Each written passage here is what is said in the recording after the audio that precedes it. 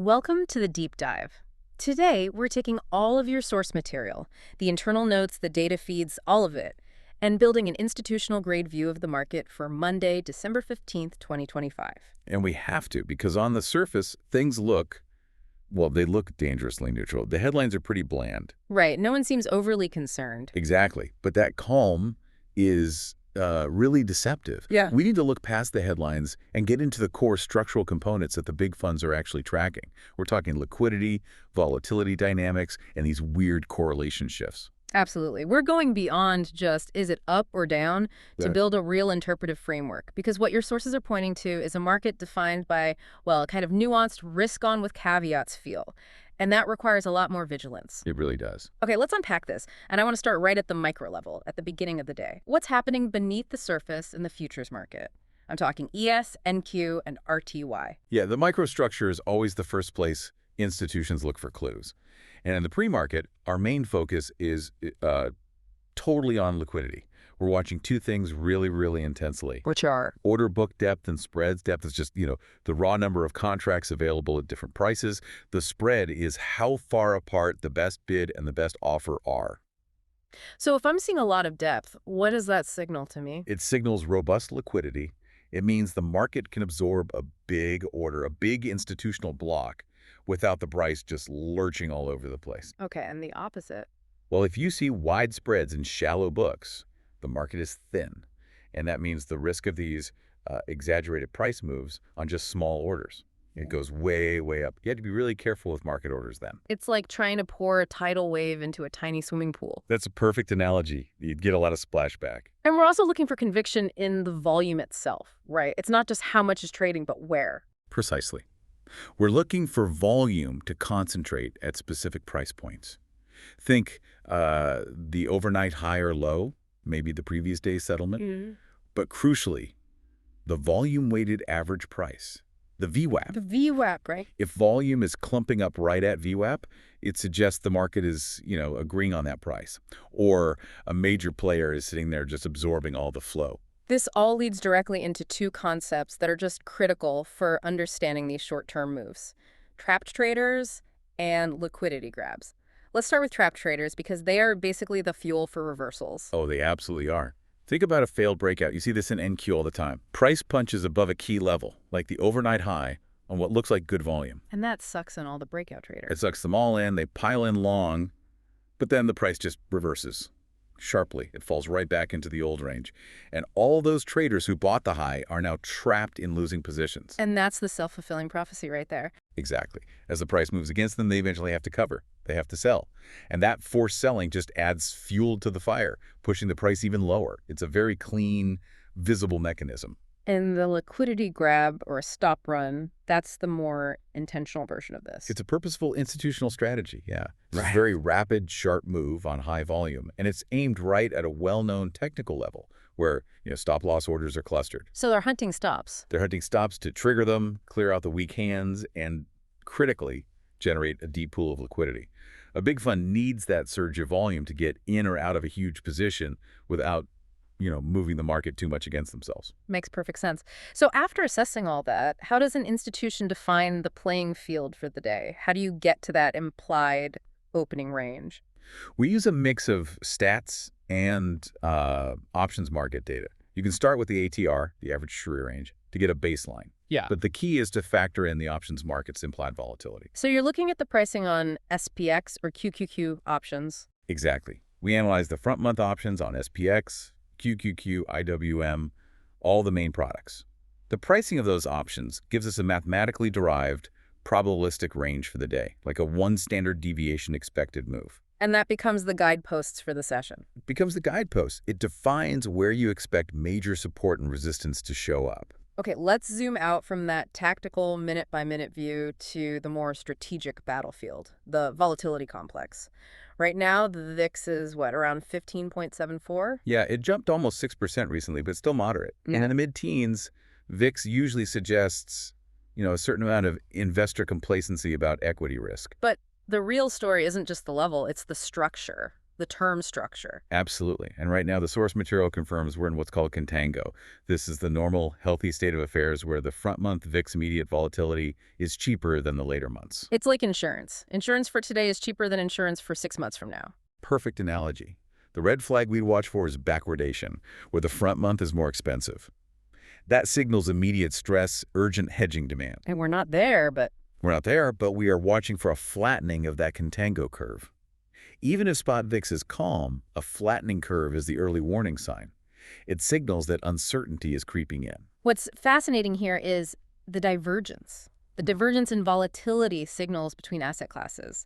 If equities seem complacent, the bond market is telling a very different story through the MOVE It index. The VIX-MOVE disconnect is maybe the most important signal of fragility we have right now. It's like market schizophrenia. VIX is calm, MOVE is elevated. Wait, but the 10-year Treasury yield, the US 10Y, it's been pretty range-bound. So if yields aren't spiking, why does high MOVE index signal stress? Isn't it just noise? Not at all. It signals stress because the bond traders are fundamentally unsure of the path of rates. Not the level today, but the path over the next 6 months. They are pricing in huge potential swings because they have no clarity on inflation or the Fed's reaction function. So the stock market is saying smooth sailing, but the bond market is saying... The bond market is saying, we have absolutely no idea what the Fed is going to do. And that tension is the caveat in our whole risk-on with caveats thesis. And if you put those two together, calm VIX, anxious move, you have to look at what happens when the old rules, the correlations, just stop working. Here's where it gets really interesting, because the whole foundation of portfolio construction is being challenged. It is, and it starts within equities themselves. Look at ES, NQ, and RTY. The S&P, NASDAQ, and Russell. Right. When they all move together, in sync, that gives you conviction. It suggests a healthy, broad-based move. But what we're seeing is divergence, and that signals fragility. The NQ is leading to the upside, while the small-cap Russell, the RTY, is lagging or even declining. Meaning the rally is incredibly narrow. Exactly. It's driven by a handful of mega-cap tech names, not the broader market. If the small caps aren't confirming the move, that rally is just. It's inherently unstable. And then there's the biggest breakdown of all. The cornerstone of the 60-40 portfolio. The negative correlation between stocks and bonds. That cornerstone has been cracked, if not completely shattered. Historically, stocks go down, bonds go up, the Fed cuts rates. But from 2022 to 2024, that correlation often went positive because of sticky inflation. So both went down together, there was nowhere to hide. Nowhere to hide. And the implication for you, for the listener, is that diversification can't be passive anymore. It has to be an active search. We're also seeing weird signals from safe havens. Gold has been strong, even with equities strong. Gold's behavior is a major clue. If it's rising with equities, it tells you investors aren't hedging an immediate crash. They're hedging systemic risks, things like sticky inflation, currency debasement, geopolitical instability. They're buying growth assets, but also buying long-dated hedges against central bank policy error. And what about Bitcoin in all this? It seems to swing between narratives. It's wildly unpredictable. One week, it's correlated to the NASDAQ, a pure risk-on proxy. The next week, it's digital gold. The conflicting signals just show its nature is still evolving. We watch it more for its own idiosyncratic liquidity flows than as a macro signal. So if we connect all these dots, the calm VIX, the high MOVE, the broken correlations, what does it tell us about the current regime?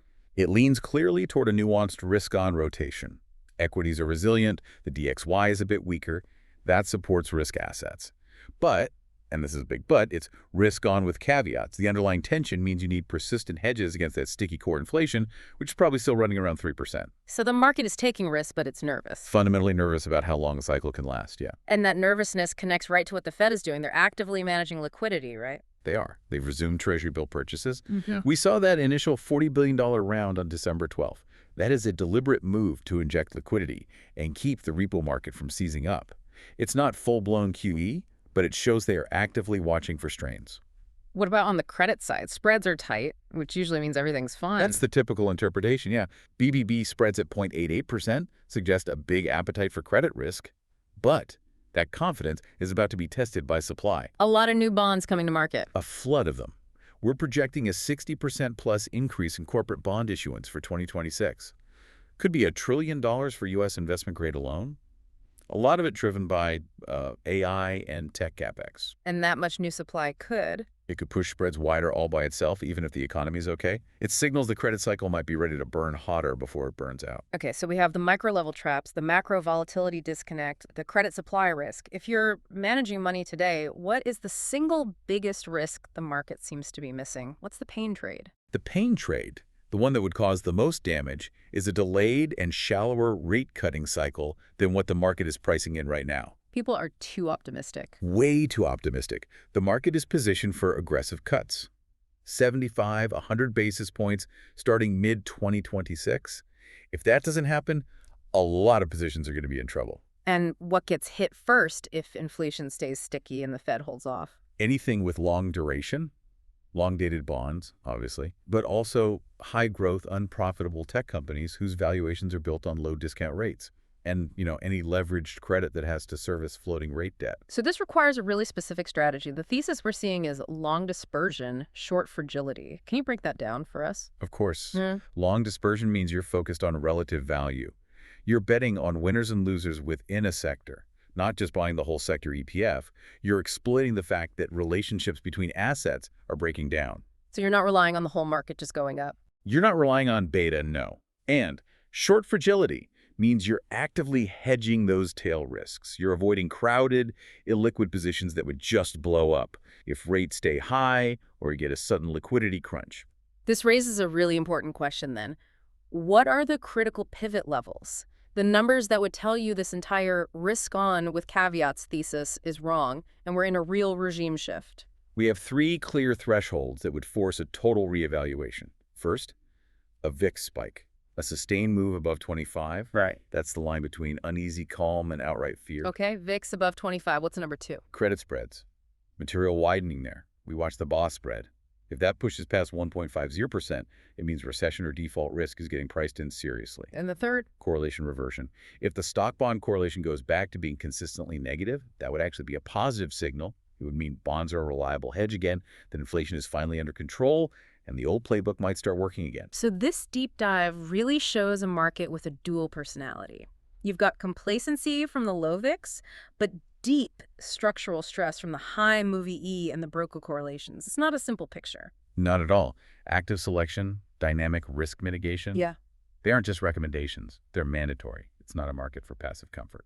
And as we wrap up, here's the final thought for you to chew on. The market is banking on 2 things for 2026. Aggressive rate cuts and earnings resilience from that handful of mega-cap tech names. So, if sticky core inflation forces the Fed to cut less than expected, will those hyper-extended tech valuations hold up?